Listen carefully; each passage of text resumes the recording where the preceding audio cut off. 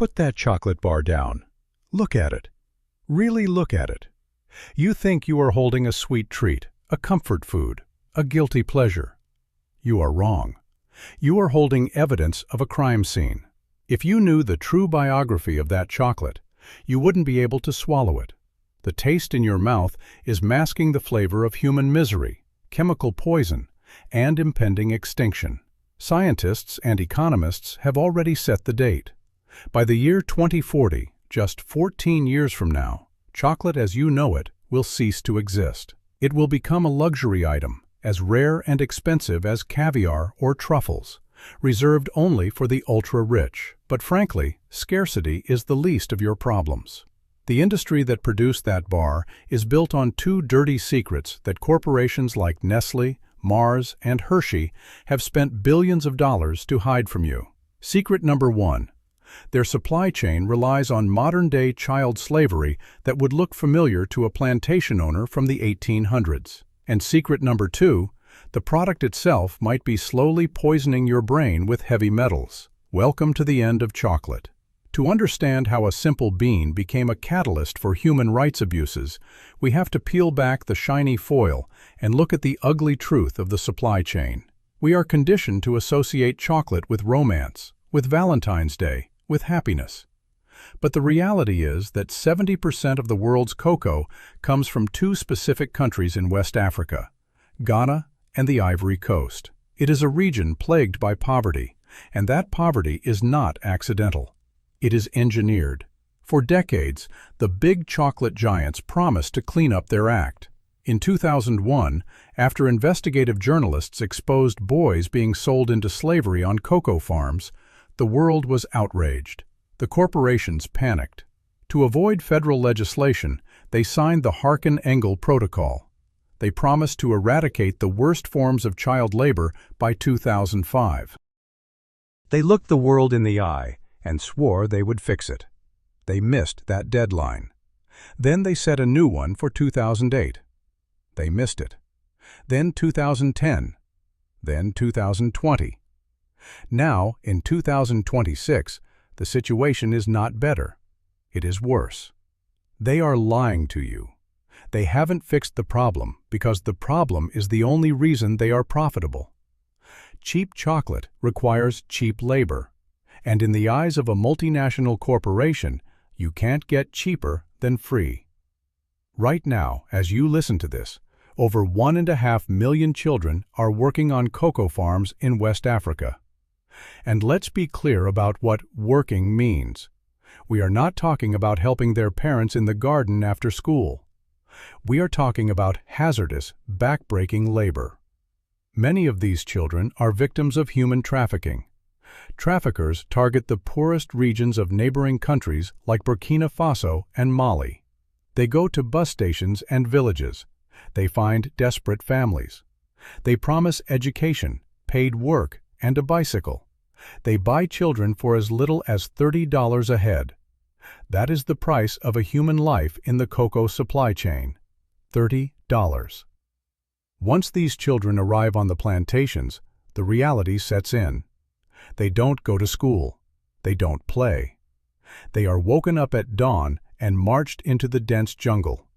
They are given machetes, razor-sharp blades that are often half the size of their own bodies. Their job is to swing these machetes to hack down the cocoa pods. Accidents are not just common, they are inevitable. If you walk through these regions, you will see children with deep, jagged scars on their legs and missing fingers. But the danger isn't just the steel, it's the chemistry. These children are forced to spray industrial pesticides and fungicides on the trees to protect the crop. They do this without masks, without gloves, and without protective suits. They inhale toxic mist day after day. They carry sacks of wet beans weighing over 100 pounds, a weight that crushes their developing spines. And the most tragic irony of all? Most of these children have never tasted chocolate. They don't even know what the beans are for. They just know that if they work slowly, they don't eat. When you buy a candy bar for $2, the farmer who grew the beans gets less than 10 cents. The rest goes to marketing, logistics, and executive bonuses. The poverty is intentional. If farmers were paid a living wage, the price of your Snickers bar would triple. And the corporations refuse to let that happen. They choose profit over human rights every single time. They hide behind fair trade stickers and Rainforest Alliance certifications. But investigative reports have shown time and again that these certifications are practically meaningless. Auditors rarely visit the farms, and when they do, the farmers are often coached on what to say. It is a theater of ethics, designed to make you feel good about buying a product born from suffering. But if the ethics don't bother you, maybe the toxicology will. You might think that because you buy premium dark chocolate, you are making a healthy choice. You are told it's full of antioxidants. But in recent years, independent scientists have discovered something else lurking inside those dark bars: heavy metals, specifically lead and cadmium. This isn't a conspiracy theory.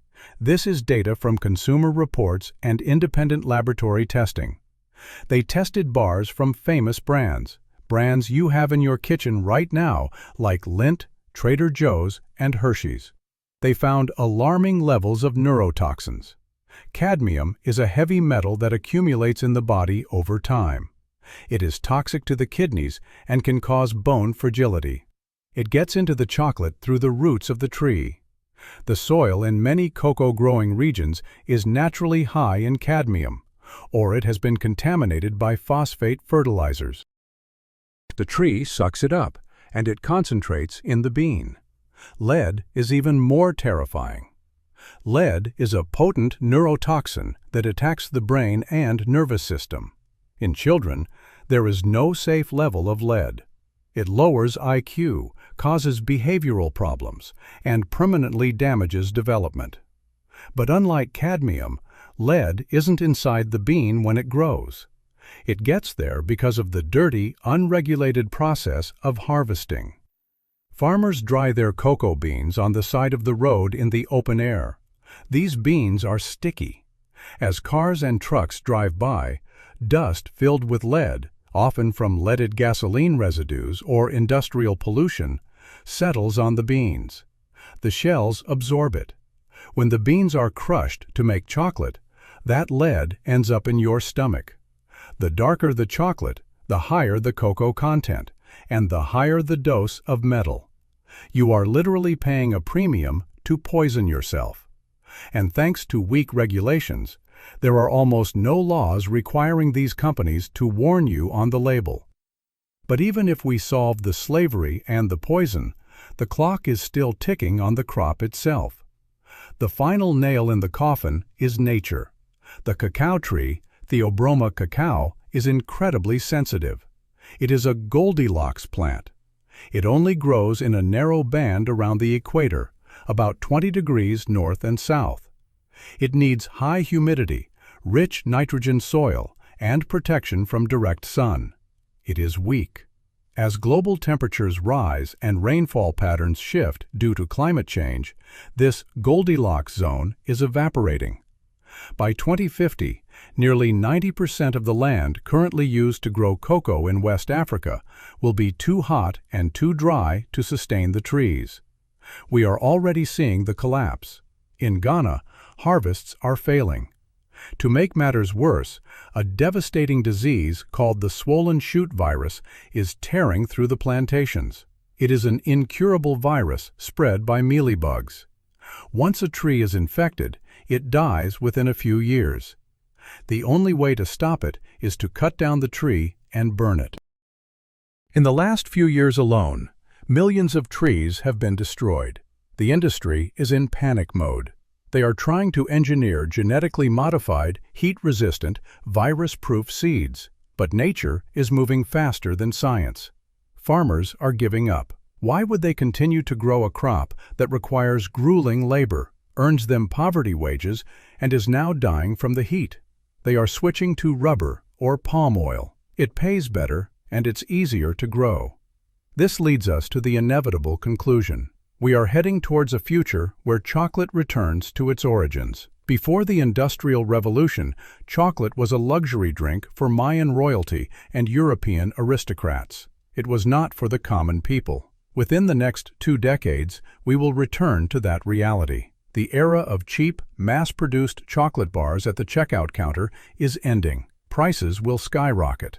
The chocolate that remains for the masses will be nothing more than palm oil, sugar, and artificial flavorings, with barely a trace of real cocoa. Real chocolate will be sold in locked glass cases, priced like fine whiskey or aged steak. And considering the blood spilled to harvest it, the children robbed of their childhoods, and the heavy metals contaminating our bodies, maybe it should end. The next time you unwrap that foil, remember what is inside. It traveled through a war zone of human rights. It survived a gauntlet of corruption and pollution. It is a relic of a dying world. The question is not just whether you can afford the price in 2040. The question is the taste really worth the price we are paying right now? This is just one item in your grocery bag, but the corruption runs deeper than you think. Next week, we will dive into the Italian mafia's favorite liquid gold. We will expose why 80% of the extra virgin olive oil in your kitchen is a fake, chemical blend controlled by organized crime. Subscribe to Consumed. Know what you eat.